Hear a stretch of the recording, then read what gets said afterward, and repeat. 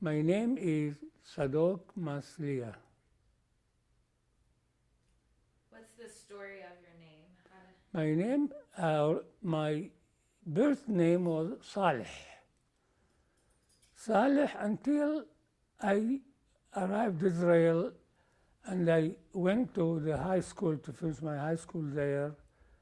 One of the teachers told me, Saleh is an Arabic name. We will find you a good name for Hebrew. I said, well, what about Sadok? I said, that sounds good, okay, fine. And since then I am Sadok, except with my family, still they call me Saleh. Where does the name Masliyah come from? What is Masliyah? Masliyah is a Hebrew name which means successful, prosperous, and this word is mentioned in the book of Psalms also. When they're talking about the righteous man. Can you tell me about your father, about his background? Remember to tell me his name too. Yeah, my father was born in Iraq also. Apparently, the way I heard it from my eldest sister is that actually he started to make candies and so forth. For some reason, apparently, the business did not go well, and then somebody offered him to be an agent of a British company which sells dyes for clothes. So he was an agent there for them for many years, and the company was Imperial Chemical Industry. And he worked with them until the 70s. Yeah, it's a long time. And he did not know how to read and write. He didn't go to school. Or maybe he went few, but he was a successful person. Usually people will come mostly from the outskirts of Baghdad and buying merchandise from him. And think good about it that these people were very naive people, not involved in politics like Iraqis who lived in Baghdad, because Baghdad was commercial and at the same time place involved with politics. And can you tell me about your mother? My mother is actually married to my father, of course, but they are cousins. That was very customary, even among Jews. Not only the Muslims married cousins, but also the Jews preferred to marry somebody from the family, because for maybe two reasons. One, the money will stay in the family. Second, they know the person. That is enough to marry, especially if the man has a good job and the woman is nice looking. That's a deal, maybe from birth, who's going to marry who in the family.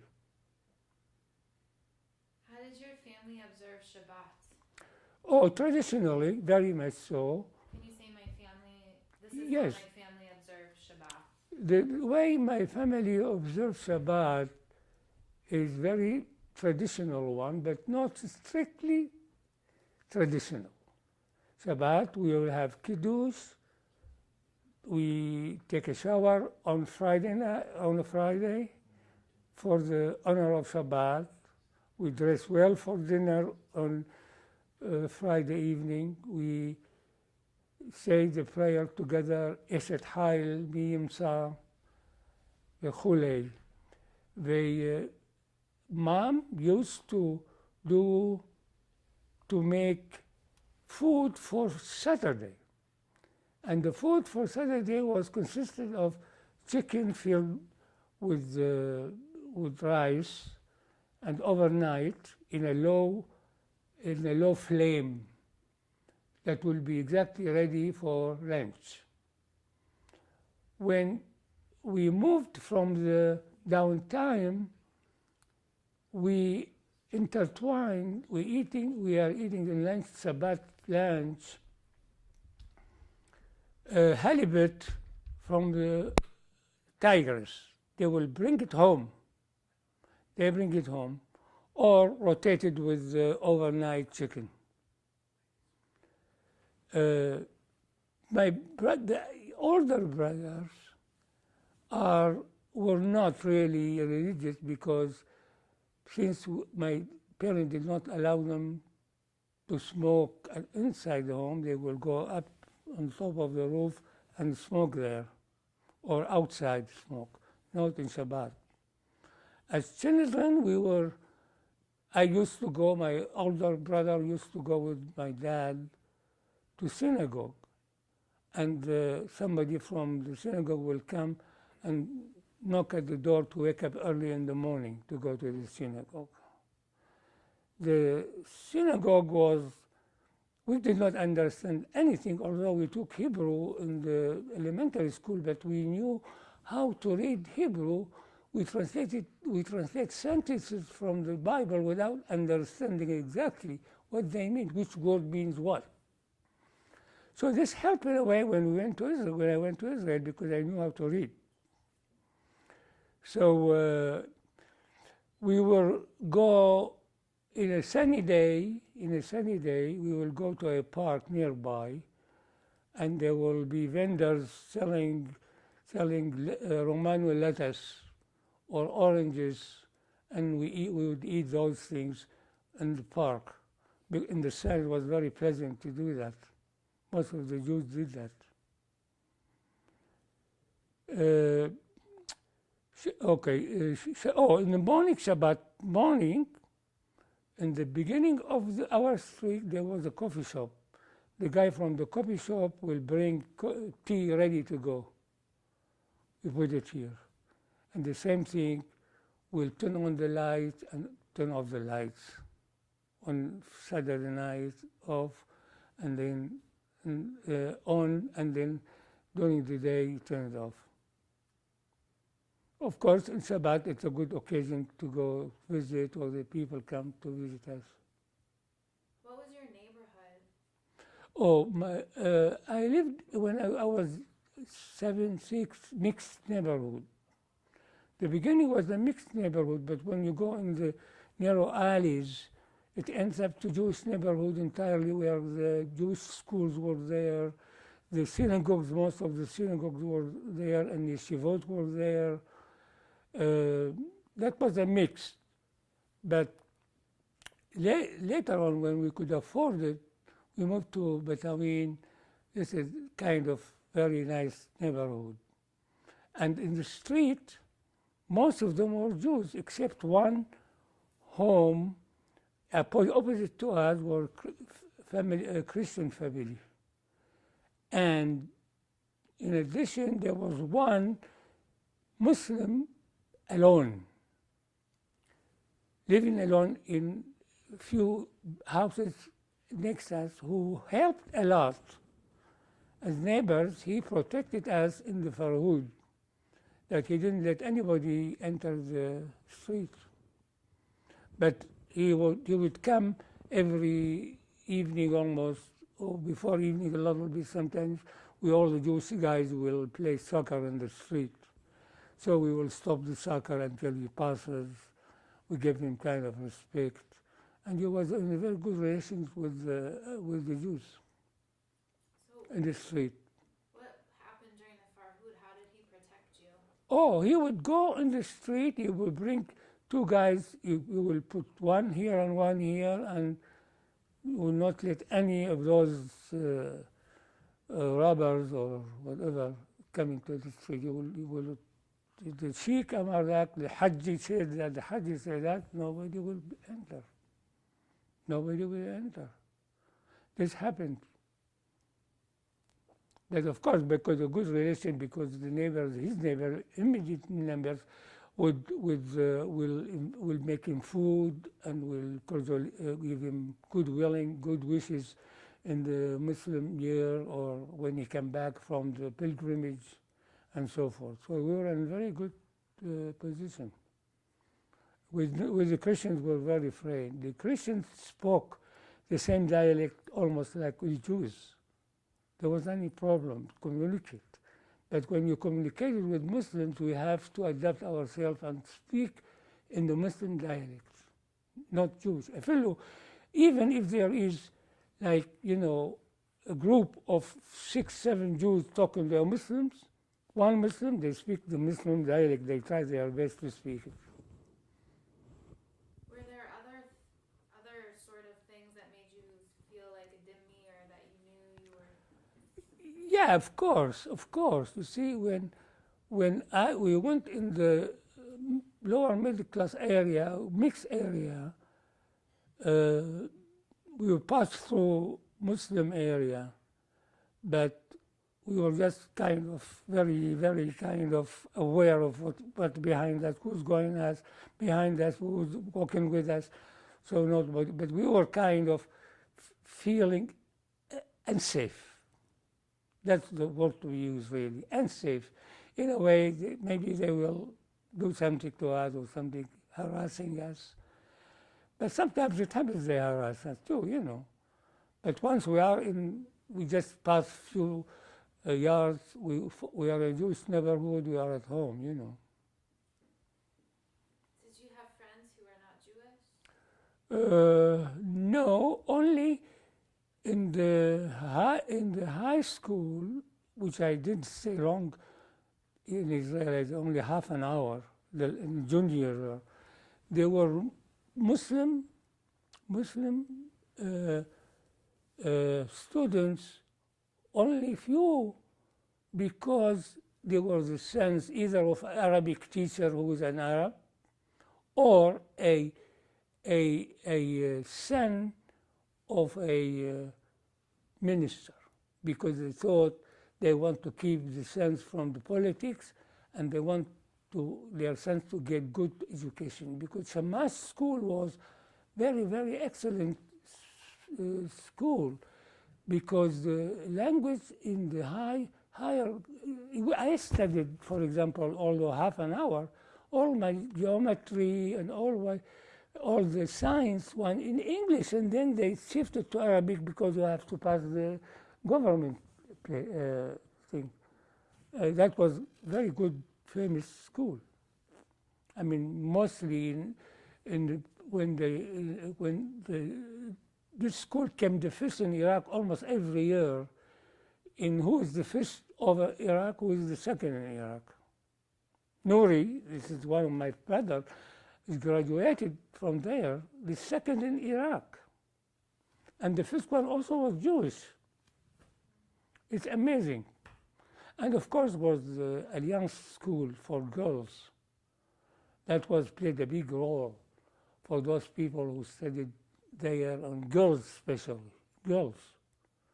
Because it was kind of, they brought books from France to teach French, elementary French, nothing fancy. But when I went to the high school, for the half hour I spent in the junior year, there were a mixture. People who graduated from Jewish school, English was the second language, and the other one came from the Alliance, which was much smarter than us. They were really smarter. They spoke fluent French amazingly.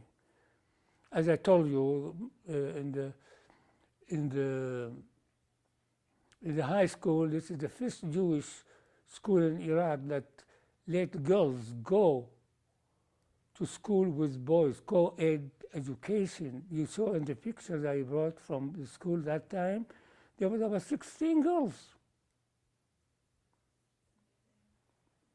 Yeah, it shows you that it played the Alliance played very good. The American in education played a big role in the education of Jews in the Middle East usually. In Morocco, the Alliance worked very hard too. In your Jewish community, were the boys and girls equal, though? Yeah, I mean, the mixture was only at the school, or only if there is any celebration of bar mitzvah or wedding. No, the girls were, of course, looked at it a little bit, not as equal, the way I saw it.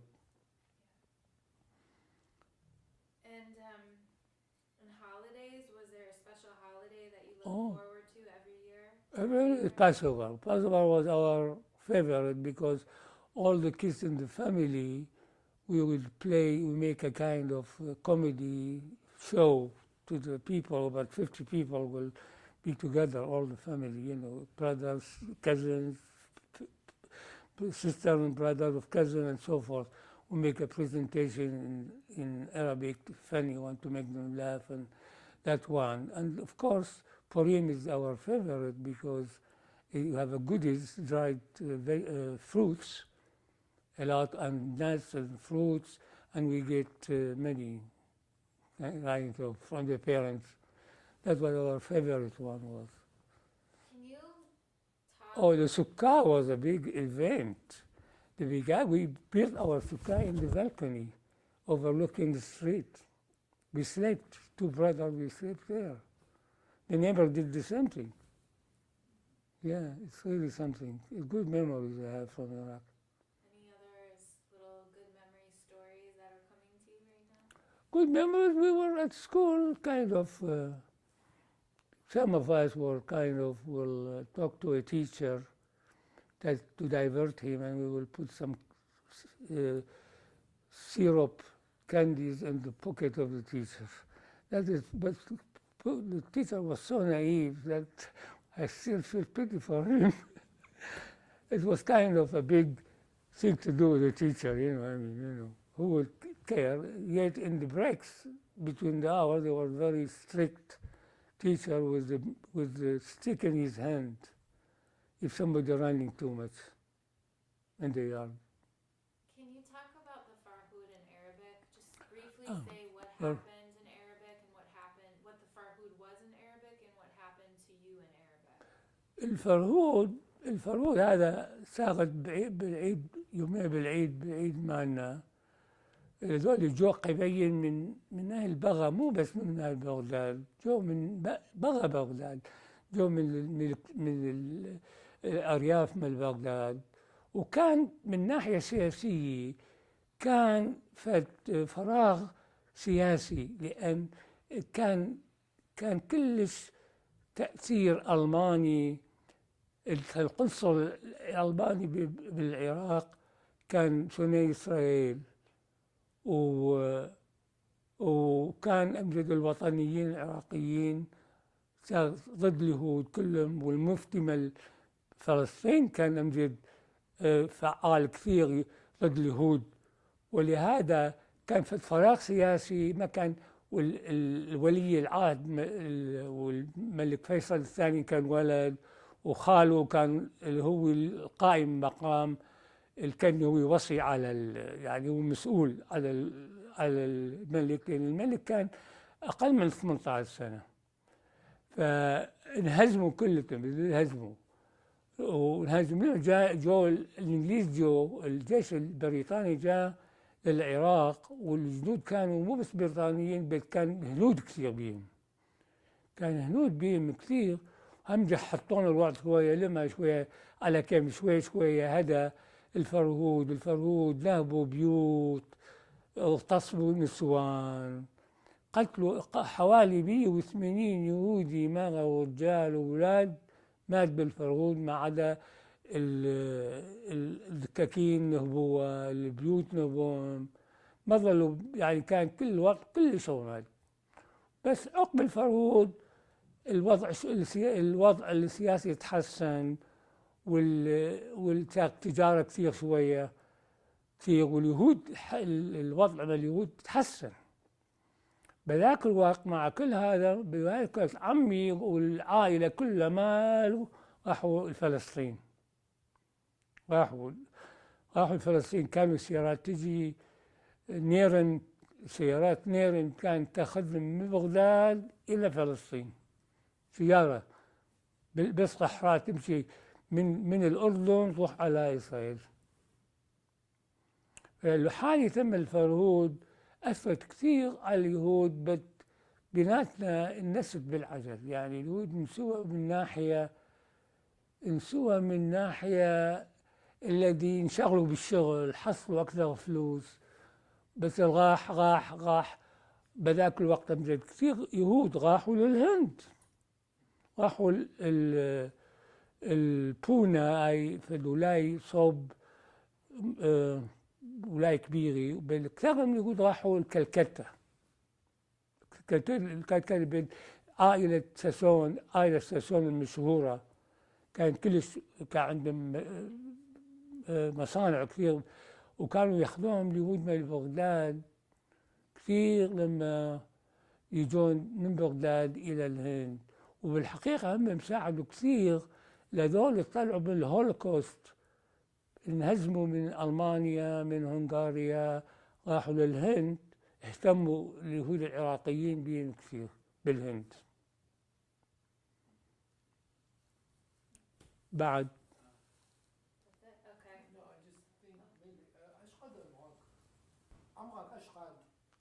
بالفروض حوالي 15 14 اقل من لا 12 10 ثمانية. الذكريات مالي انا كنت اختبي. اوه بالفرهود، برافو، ذكرتني. ثانك يو. الفرهود وين اخوي الكبير كان عنده خبرة كثير بالالكتريسيتي، بالكهرباء، حتى واخترع حكاية حتى تيل وايرز، خلات الواير على الباب من السطح مالنا، حتى إذا جو الإسلام جو من كان عندنا سطح مع روفتوب، واحد يقدر يعبر من شخين إلى شخين، من نيبر إلى نيبر، يعبر من هون لهون. خفنا لكون يجون من هنيك، مو بس من الباب الموجود على الشعر، بس خلى تل كهربائي على الباب بالسطح، وعلى الباب بالحوش الذي هو يروح للشارع. هذا من حط لك الكهرباء بينه، واحد يصير عنده هزة يعني مثل ما تقول يتكهرب. وهاي الحمد لله والشكر ما كان كل شيء عندنا، يعني ما كان حاجة يستعملها هاي، بس ويعني هاي كان مهم كلش كثير. وانا اذكر بايام بالفرهود، لا اعتقد هاي كانت ما بالفرهود، بس هاي كانت شيء قد اقول لك الساعة، كانت بالتأسيس دولة إسرائيل قبل 48. خفنا لكون يصير مثل الفرهود، كانوا يهجمون علينا. فقبيل كانت نوعاء من إسرائيل ببغداد، كانوا ميشنريز يجون إسرائيل، كانت تبعث أوادم حتى يطلعون اليهود من بغداد، يهربوهم من بغداد. وحصلوا على أسلحة مزيد. بالحقيقة النوعاء كان أندر جراوند، يعني نوعاء سرية، كانت حضرتهم لليهود من بغداد حتى يدافعون على نفسهم إذا يصير مثل الفرهود وقت إسرائيل تأسست ب 48. فأخوي اشترى مسدس. المسدس وين نخبين المسدس؟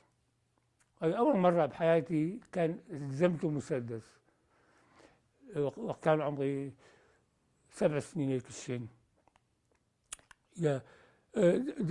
وين اكو عندنا نحن فين بالسطح، ما كان عندنا سقف بالبيت. اذا الماء تمطر، الماء ينزل من فوق يروح للبلوعه. السوج يعني الزحيد كانوا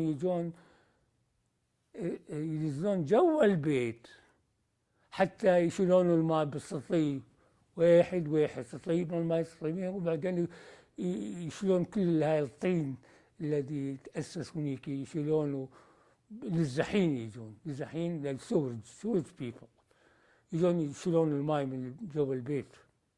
فهمتي؟ خفنا بقى اسمه شلنا الطبوق صوب هذه البلوعة وخلينا المسدس جوا، خبينا له المسدس هنيك حتى بس يكون حاجة نحن نستعمله. ما كان حاجة مثل ما قلت لك، يعني حتى بالأيام تأسيس إسرائيل ما كان حاجة نستعمل كل شيء، ما كان يعني مثل الفرهود. Okay, so to go back to English now. Yeah, okay. Thank you. Welcome. I didn't understand. Yeah, it's good that he reminded me, very important thing. Yeah. So can you talk about 1948 when Israel was established and what you did and what happened in Baghdad? Well, but back in general, of course, the Jewish people, when Israel, even before that, since the Farhud, we did not feel really secure. We sometimes you have friends, but still we were not like we will respect him, but suspect him. That's something like that, really. So it was fear all the time. There was fear. It wasn't kind of then. They were underground Zionists because there were missionaries from Israel coming to Baghdad, and they convinced they actually. But this missionaries all Israel, the Rabbi Hacham Sasson Khduri was against any Zionist activity in Iraq because he was fearful if it is discovered that will bring disaster to the Iraqi Jews. So he did not go to Israel. He went to England. The Jews, most of the Iraqi Jews went to Israel, but he stayed in Iraq. He went to London after that because he was against, for some reason, I don't know whether this reason or he didn't feel comfortable to go to deal with the rabbis in Israel because there was kind of some bad news coming from Israel, the economy of Israel, food with coupons, all in portions you get. So the Jews were at this, but a lot of Jewish people not only were in the Zionists, it was in the Communist Party too. What about you? I was not up to it because I was young. I mean, neither my brother was involved. Not Zionism, not communism. No, thank you. Thank you. I'm fine. No, your throat is a bit not dry. A little bit. Yeah, you feel it better than I do. Want another sip? No, thank you. I'm fine, thank you. So, what were you talking about? About what? Yeah, we were really in fear, a lot of fear. And even some Jews did business with Muslim, put in front Muslim, and they used the back one. Because this is the way business went better. Did anything happen to you in those years of living in fear? Were you ever beat up? Did you get into fights? Oh, yeah, as I told you, I was younger than 18, and the government did not let anybody leave if he's younger than 18. So my brother, older brother, left illegally through Iran to Israel. And so since we didn't have any pictures in the Iraqi ID, citizenship, I took his name with his age and name. And when I went to Israel, I sent to my age and my date of birth and my name to the real one, and we have to do it in the court. And my uncle, who had been there after the 41, testified that I was born in Rosh Hashanah and so on. So, and then that's the way it went there. And then when I went, I had a Kodak 2 camera, which was at that time the camera, because we have box camera, a small one. And I was really wanted to take it with me, and I know they wouldn't let it. So we have a Jewish friend who lived outside the country, in the countryside, who had good relationship with Muslims, who was checking the baggage of the travelers. So we gave him 5 dinars, at that time, we did through the lady to pass it. And then I took two suitcases with me, although I was one person, and it went fine because of him. You know, when I went up the airplane, I rushed in the stairs, said, the police told me, come down, come down. I said, God, what happened? Came down, stairs came down. Why? He gave me slap in my face and said, why are you in a hurry? Go. That's the incident I remember very well.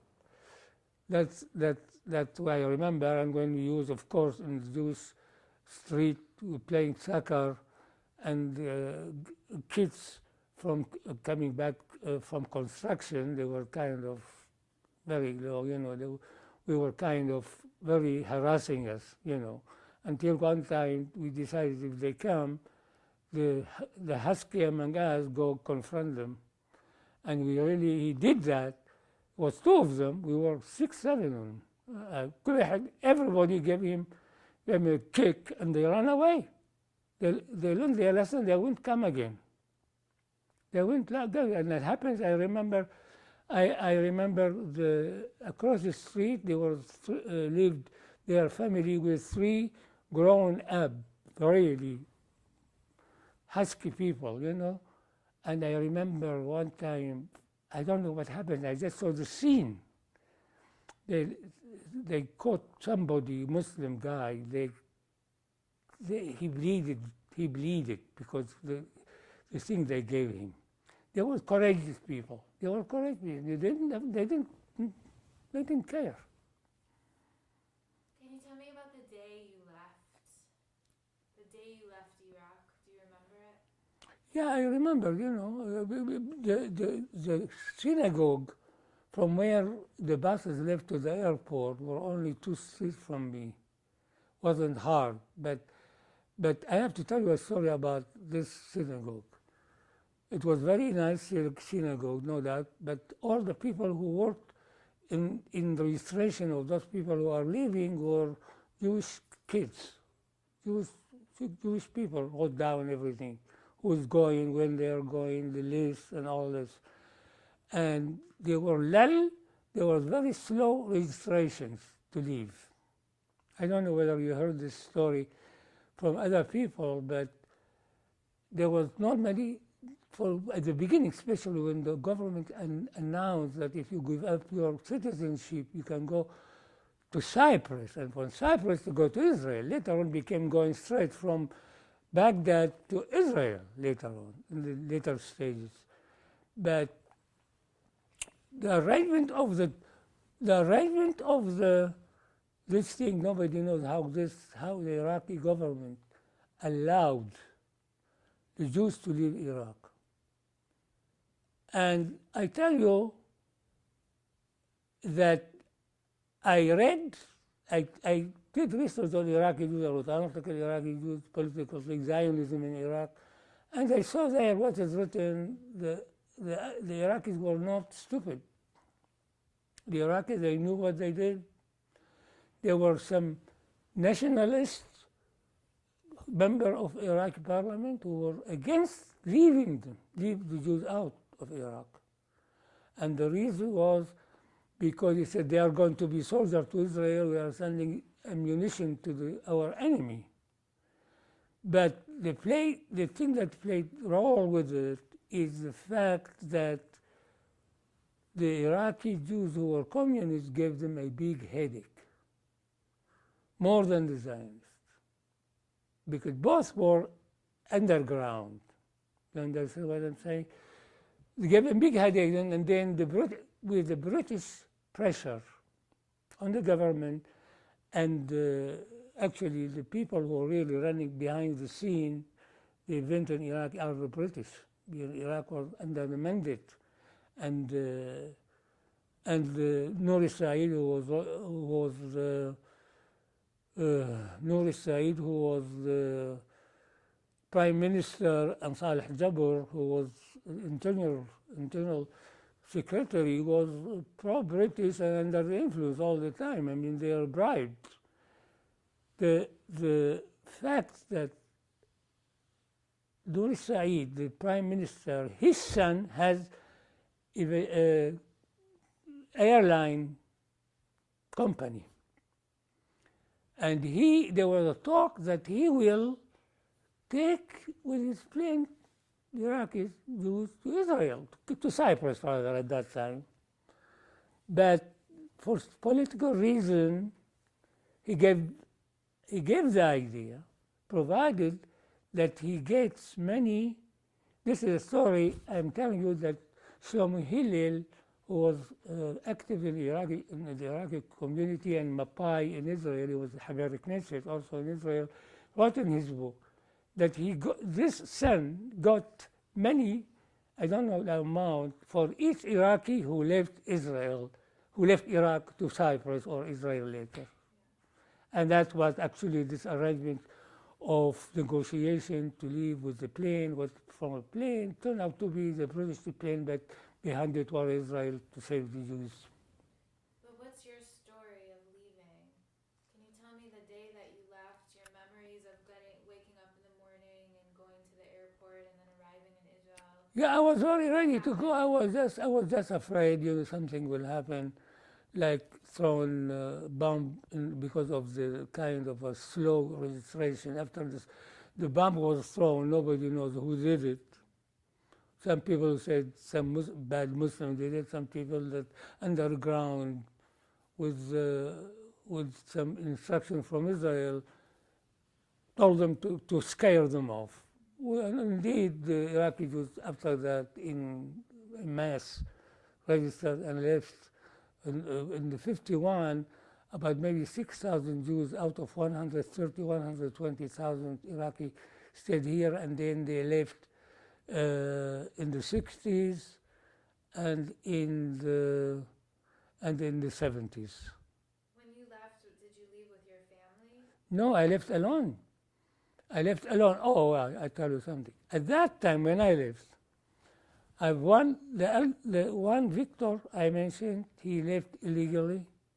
Nuri, he finished high school and he wanted to go to the medical school because he's Jewish, they did not let him in. So he looked to go to America to study, and sure enough, he did the examinations and all of this, passed it. He studied in Philadelphia. He studied medicine. He finished there, and then he practiced here all the time from that time. And the older than him, Joseph, stayed with Dad in the business, because apparently all my dad's business was connected to the people from outside Baghdad. And people owed him a lot of money. We had the house we didn't sold. We had a house we didn't, sold, yeah, right. And we have some debts that my father did not receive yet. And don't forget, the situation after 41, economic situation in Baghdad, the economic situation of youth, a little bit improved. So some Iraqis forget there was Farhud. But the majority after, of course, did not go. My uncle went with the family after Farhud, left, and he was very good for us, because when I left alone, where do I go? I stayed in the transit camps near Haifa for a month in the tents, until my cousin came from Jerusalem. They lived. My cousin came and took me out to their home for a while. And then my sister came.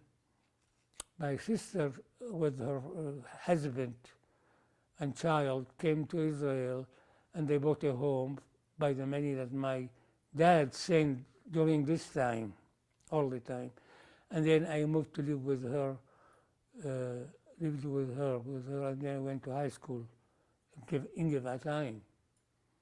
But in the high school, the thing that still kind of bugs me until now, I remember I was I was one who came from Iraq who knows a little bit Hebrew, not very much, because I studied Hebrew before I go there.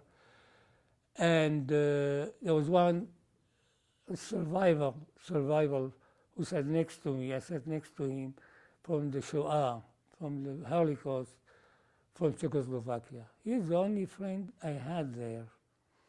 And all these kids were involved in youthful movements. They go like what Mapai, Mapam, at that time, leftist, not leftist. And I was, of course, my Hebrew wasn't good. No, and I have to take Hebrew literature. I have to write essays on Hebrew literature. Luckily, I knew Arabic. Arabic is very close to Hebrew. And it really, I'm surprised how I made it in the high school, really. So, but nobody offered, this is the point I'm trying to make, nobody offered to teach me some Hebrew or help me with the literature or Hebrew subjects. Nobody. Although actually I went with them with these activities, activities and so forth. Nobody. But when I went to the Hebrew University to make money, I went in the summer to Beit Shan, which is very hot and humid, with the scorpion on the floor, walking. Honest to God, I'm not kidding you. Scorpion, I taught Hebrew to Olim Hadashim, to new immigrants. I taught Hebrew to Iraqis. By any means, it was Iraqis. It was Iraqi Kurds. But it was quite an experience, really. Those people were stung by scorpion. Nothing. He will continue to see the movie. They play the movie. He sat down and played the movie until finished. He went to the clinic. He gave him. It's amazing. But the Torah River actually, in Israel, actually, it was kind of. I saw they changed Salech to Sadok, but they didn't change Stratsky, all Ashkenazi name. They stayed the way they are. And then when I worked in the Knesset 4 years as an interpreter, and I was in sessions, I translated also to the Arab newspaper, and I saw the politics, I tell you very frankly, I got out with the impression that this member of Knesset, they care, but they care more about their seats, stay in their seats more than anybody else. Politics were dirty. Here is dirty, there dirty, everywhere is dirty, not only in Israel or here. But kind of I don't trust any politician, whether he is an Arab or Israeli or American. So ask my wife, she will tell you how I'm so kind of, I always look, what is the aim? What is the political purpose of doing this? When did your parents come to Israel? Oh, in the 70s. My sister, older sister, was married, and my brother, they were in prison before that because they tried to leave Iraq with fake passports. They bribed a Jewish guy who had connection with some people who work with ICI, with the Department of Passport, and bribed them. And they were in the prison for a month, 2 months, until we bribed people to get them out. I used to take food from one side, Jewish neighborhood, to Muslim neighborhood, pure Muslim, pure. I was afraid, but who would do it? I was in 15, something like that. I knew the way. Sometimes I take horse carriage, or I take taxi to go there. All those years that your parents were in Iraq, what were they doing? How did they survive? Oh, there was a time when this Arab came after Saddam Hussein. I tell you the funny thing about it, or strange rather. under Abdul Karim Qasim in 58, this coup that he made killed all the Hashemites, killed all the Hashemite family. All of them. Poor guy, 18 years old king, killed him. He didn't do anything. And then there was another, his aide had coup d'etat after a few years. Or I don't know whether it was because Abdul Karim Qasim believed in socialism. He kind of bent to Russia more than America. And there are some rumors that the one who got Abdul Qasim, in fact, there was one Iraqi, Jewish Iraqi, who reached colonel in the Iraqi military. One. And he was the trainer of Abdul Karim Qasim. I heard the story, real story, from the father in Israel.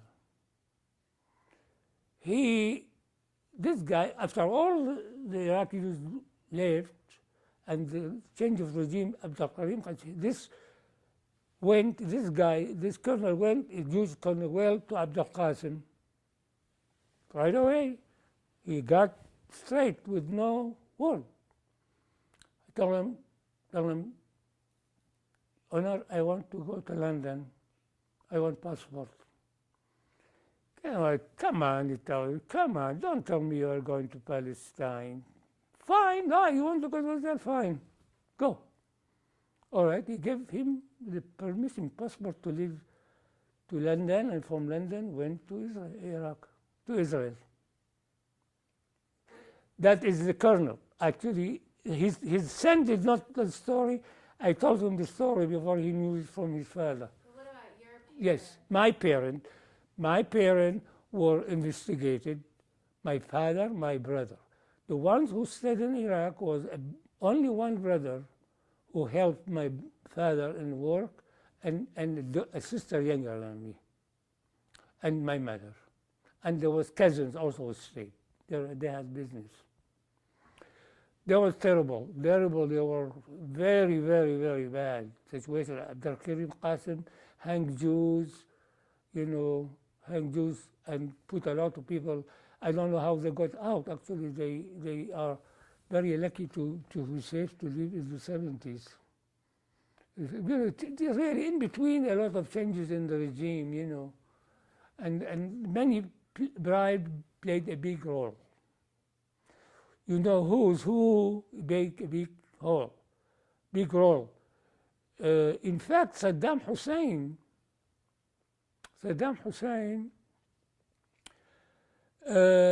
was very generous with the remaining Jews, believe it or not, favorite in a way that in Passover you will give them more Passover celebrate. This is a real story. With all, but he did bad, but he did not do so much to the Jews. It is the regime.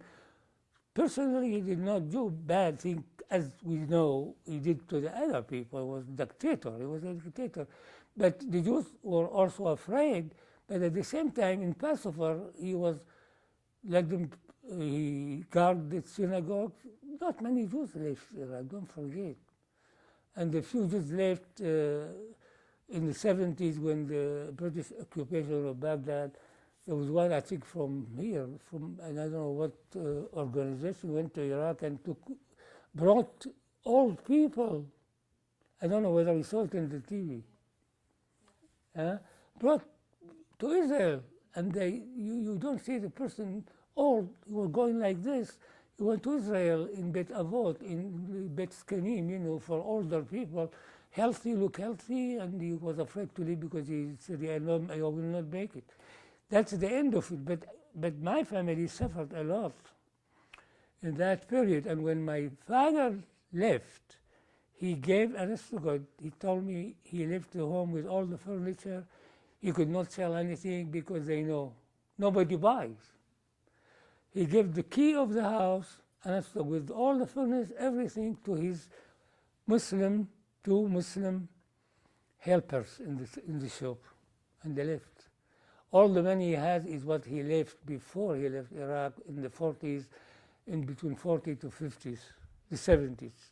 Where did they go? Go to England, 6 months, stayed about 3 months, and then came to Israel after that. After 6 months, my dad passed away. And you ask me, we are 8 people in the family, 8 kids, 6 boys and 2 girls. Of all these 8 people, my parents did not attend more than 2 weddings that took place in Iraq. The rest, they could not go to Switzerland to the wedding. They could not come to my wedding. They could not come to the guy in Canada to wedding. They could not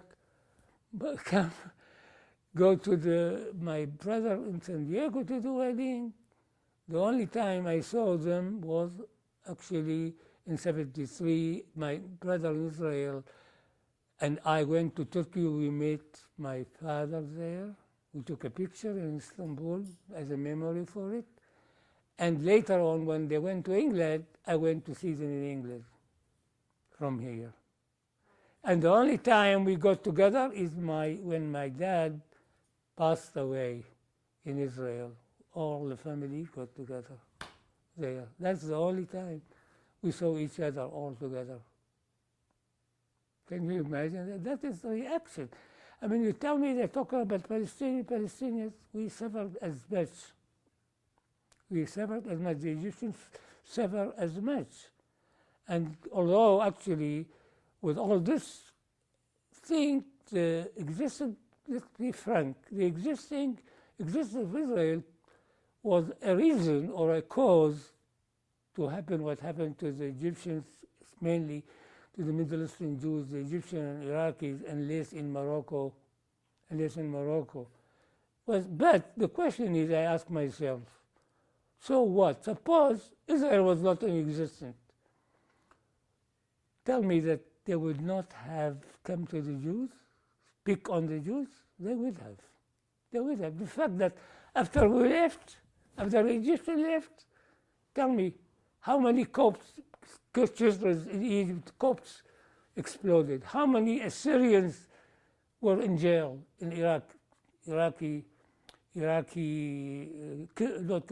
Assyrian. It's a very ancient from the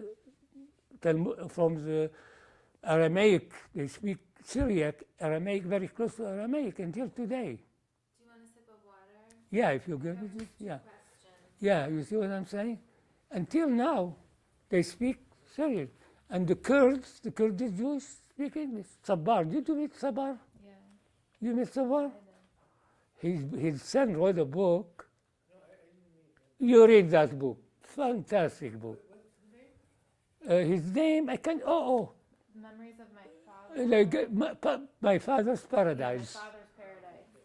This book you have to read because he gives you the background so well. He gives you so well that you would not imagine that this guy, he was born here, this guy. He went to Princeton, I think. He went to Princeton. He decided to go to Turkey, to Iraq, to the Kurdish Iraq. Oh my God. But don't forget, in the smuggling, not only Muslims, Kurds, the Kurds helped a lot. Because they have national interest, of course. That's why. If you had to tell Iraqis who are still living in Baghdad today a message about your community and your history in Arabic, Yeah. if you have a message for them, what is it? What do you mean by that? If you had to talk to to tell. Iraqi right here and tell them about you and your family and the Jewish community and how you're an Iraqi Jew, what would you want to say to them, a young person? But you can talk to me. اوكي. اعتقد انت في القصه بالي سمعتنا من هون. يعني واحد اسمه يقول نقول الحمد لله والشكر طلعنا من بغداد وعشنا على الأقل صار مصير مالنا مثل باقي اليهود بإسرائيل. الحالة الاقتصادية من اليهود تحسنت كثير بإسرائيل، لأن أغلبية اليهود العراقيين كانوا من المستوى الواطئ شوية، ما كانوا زنجانين، وهذول الزنجانين كانوا ما جو راحوا لإسرائيل، راحوا لندن، راحوا لأمريكا، راحوا لكندا. بس قل 100,000 حفلة لو شكرا نشكره، عندنا أولاد صار كبار وبدولة موجودين ديمقراطية وعايشين بنعمة وسلامة. بس ولو أعتقد أكو حسب ما فهم أكو لسه فقر بإسرائيل، بس من الفقر؟ من هذا فقير بإسرائيل؟ They say until now there are poverty in Israel. Who is poor in Israel?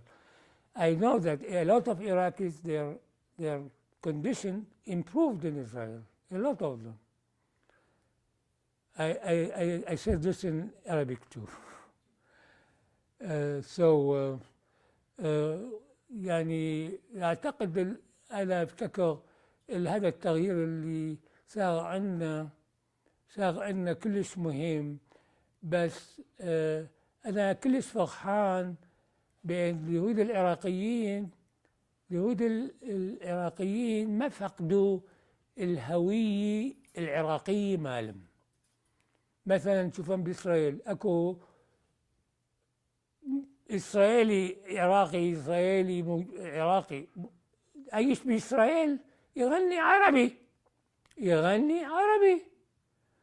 والله رحت مرة، كنت بإسرائيل مرة مرتين ثلاثة، عينت رحت بسخونات التذكرة، كان حفلة عراقية، كلهم عراقيين، بس أكثر من العراقيين كانوا يغنون عربي، وما تقول هذا ما عراقي.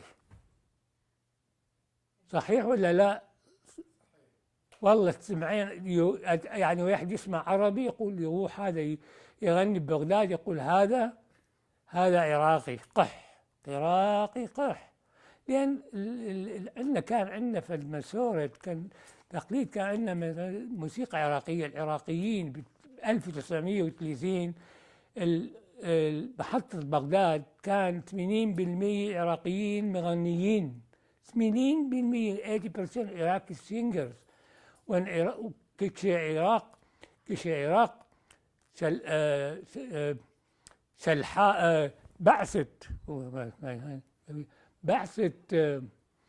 بعثت موسيقيين إلى مؤتمر، كان مؤتمر حفلة موسيقية بالعراق، كان أغلبهم يهود عراقيين.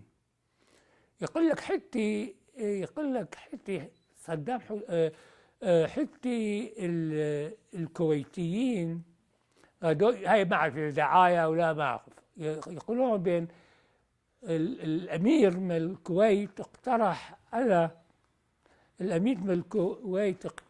على داود الكويتي وصالح الكويتي يغنون بالكويت ويعيشون بالكويت. اوف كورس طبعا يخافون يروحون الكويت، ما معقولة.